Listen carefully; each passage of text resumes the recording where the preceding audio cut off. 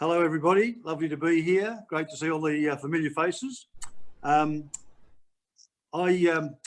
suppose my little thought tonight, I was sort of thinking about giving a testimony, really, but I've been involved in a fellowship since 1973, and in that time I've been involved in 4 wonderful fellowships. I started off in Canberra, and then, of course, established the fellowship here in Goulburn, and then moved to Sydney for a few years, and then up to Gosford, Central Coast for 4 or so years, then back to Sydney for another about 8 years, and then, of course, back to Goulburn. And, I've met some wonderful saints in those 4 assemblies. Some of them have passed away now. They've gone to be with the Lord. Great examples to me, great encouragement. And,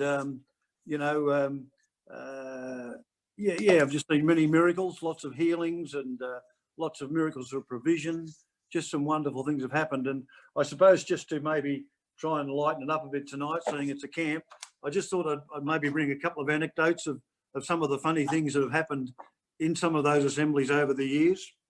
I remember when I came to the Lord in Canberra, and we had a very big young people's group. I was the leader of that young people's group, and we had 4 teams. There was Pastor Chris and his wife Lily. There was Joe and Deidre, and they were a team leader. There was Tony and Sue Gilbert, and Colleen, and different ones were involved there. And we just had a great time amongst all the young people, and we did lots of outreaches. And I can remember, our assemblies have always been open to everybody, every race, colour. It's just wonderful. We're no respecter of persons, and we sort of take on everybody that we can come into contact with. And a couple of little funny things happened. I remember we'd sometimes get a couple of people that were from halfway houses that were a bit challenged, and we had this chap come along, and as you know, John Kerr was a fairly serious chappie, and this chappie that Tony and I brought along, there were 2 of them from this halfway house, and we'd pick him up the other side of Canberra at Narrabundah, and we'd drive him over to the meetings at Hackett, and all the way over he would ask us where Northbourne Avenue was. And Tony and I used to say, look, it's just over there, past those few streets. And he would ask it just about 20 times on the way to the meeting. He'd go to the meeting, and he'd enjoy the meeting, and he'd actually skip down to the prayer line, and he would skip back again. And and he had a friend with him, and it was the middle of winter. And of course, they would just, at the end of the young people's night, we'd take them home, and he'd ask us all the way home where Northbourne Avenue was. And his friend would get out. This would be 11 o'clock at night. It'd be -6 degrees. And we would have to listen to a rendition of Amazing Grace on the mouth organ. So the code amongst the young people for when anybody came along who was a little bit different, a little bit challenged, you might call it. I actually became a Northbourne Avenue myself down the track a bit, but our code was if they were a little bit that way, we would say, oh, is he or she a Northbourne Avenue? And that was code that we had to be on our best behaviour. A lot of good things happened. A little powerful testimony. I remember we decided to door knock the Gowrie Hostel in Canberra, big hostel with a lot of young people from all over the place. And we divided up into 2s. And I was left at the end with a young lady called Jenny Labert. Of course, her mother was a wonderful saint who's passed away in the Lord, and she door knocked a lot of people. So I went out with Jenny and all the other young people, and we door knocked the Gowrie Hostel, and everyone was a bit nervous about it.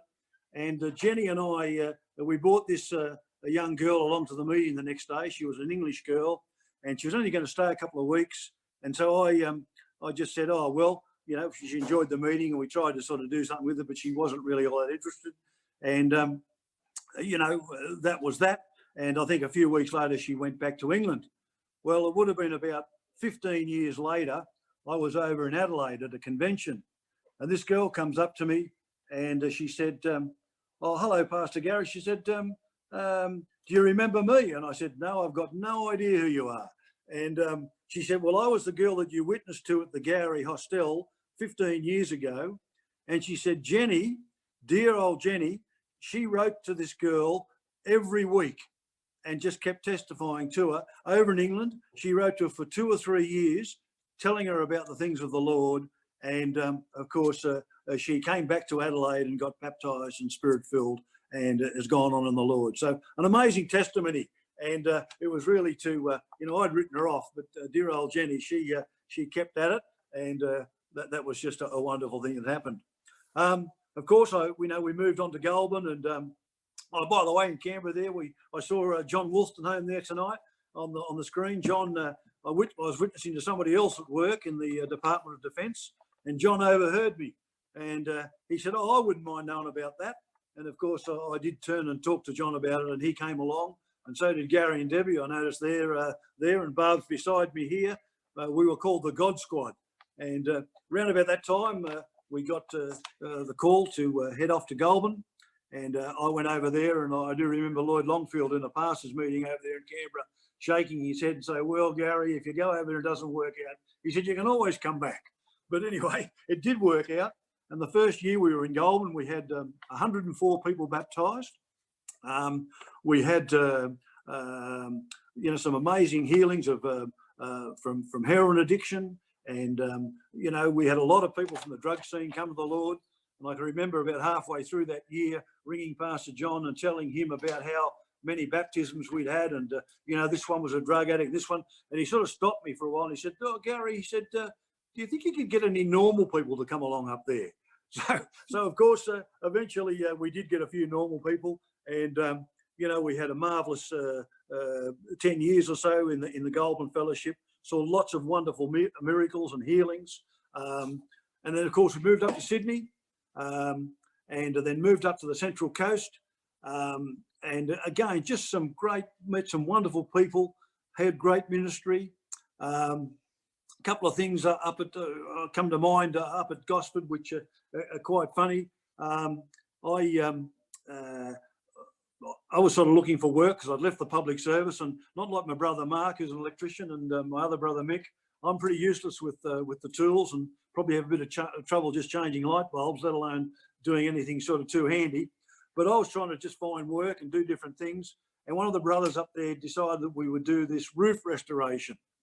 And so I thought, oh, well, that's a good idea. And I went to the shopping centres and handed out cards, and a chap up at Gosford called Brad Eggington, I think his children are still there in the Lord.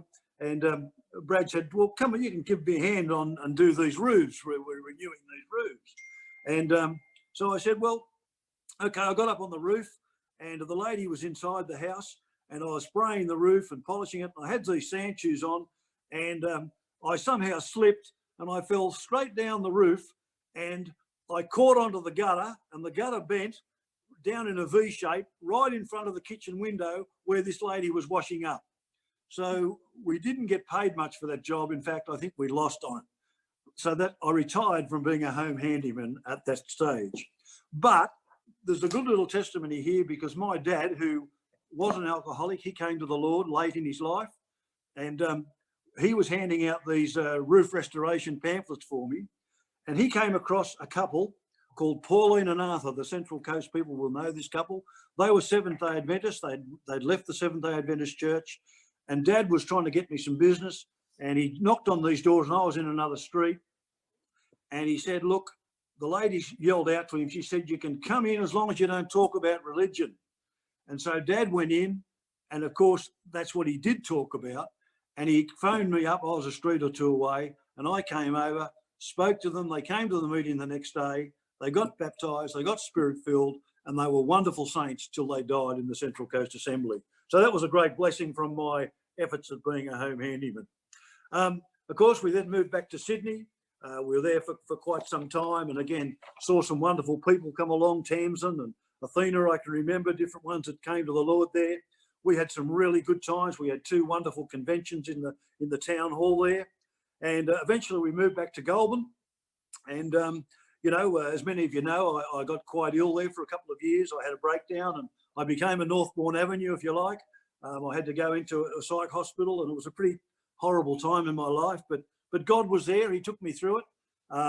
It was something I'd battled for much of my life and didn't realise. It was a battle with OCD and obsessive type thoughts. And my mind just went crazy. And as I said, it was a pretty horrific time. Came out of that, came out of hospital and stayed in Sydney for a while, then moved back to Goulburn. And, you know, there's just a really special testimony here I'd like to bring now about what happened there. You know, we were out back in the fellowship and going along okay, but I was still slowly recovering. And dear old brother Otto, many of you will know Otto. Otto he used to pick up snakes and, you know, he liked them as sort of, you know, he could pick them up and, you know, throw them away. And he just was a real Harry Butler. But this day there was a tiger snake in a tyre and he reached in to pull it out and the tiger snake bit him on the arm. And these snakes, of course, are very deadly. They're one of the deadliest snakes in Australia. They rushed him into intensive care and they were able to only get 3 vials of anti-venom from the Goulburn-based hospital. So the amount of envenomation that had occurred to him, he actually needed 12 vials of anti-venin, and they just didn't have it. And the doctors expected him to die that night, and the call went out for prayer. And, you know, Barbara said to me, look, Gaz, she said, I think we should go up to the hospital and lay hands on him and pray for him because it sounds pretty serious. And we didn't know he was going to die, I don't think, but we, you know, it did sound very serious. And of course, having sort of in recovery from this time I'd been through, the last thing I felt like was going up to the hospital and pray for somebody. But like a good lad, I listened to my wife and I thought, well, I better do the right thing. We went up and we laid hands on Otto and we prayed for him, Barb and I, and he was instantly healed that night. And he knew it. He felt the Lord touch him. He never looked back. He was just wonderfully healed by the power of God. So, you know, the Lord's strength is made perfect in weakness. And so it's just a great little testimony. There's many more like that. I'm sure we could there's so many in the fellowship I could go through. Brother Craig Peterson, who was our fellowship, again, he was on his deathbed about 2 years ago. And again, Barb and I went and prayed for him. It might be Barb; she might have the magic touch. But anyway, we prayed with Craig, and he recovered that night as well, and is still going strong. So you know, praise the Lord. I want to leave you on one little verse. It's in 1 Corinthians 15, and it's verse 58, and it says here. I'll just look it up again in my little phone here to bring it to. I nearly know it off by heart. It just says, be steadfast, you know, and unmovable in the work of the Lord. Don't let your labour be in vain. Be steadfast, unmovable, always abounding in the work of the Lord so that your labour is not in vain. Keep on keeping on. We live in very exciting times. You know, this virus thing, it's not for the saints to worry about.